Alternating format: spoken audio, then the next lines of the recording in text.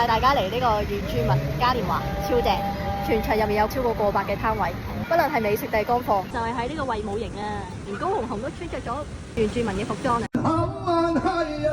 包傳住一豬香腸啊，超多烤肉啊，石板烤肉，原住民美食，個個都係買呢個八帶魚卷啊！哇，終於買咗啦，100蚊3嚿八帶魚卷啊！已經好味道，忍唔住食咗半啖，先記得錄。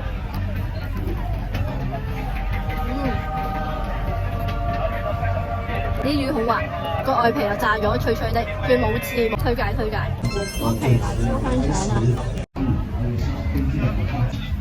好味，不過有啲辣，始終都係剝皮辣椒。超熱啊！買翻杯得翻睇下先。仲要再買多吉拿富同埋生豬肉翻屋企食。吉拿富係小米再包呢個醃豬肉啊，跟住再攞竹葉包，即係咩味咧？同竹筒飯又唔同。竹筒飯係小米再加呢個藜麥飯，果然原住民部落係好多小米嘢啊！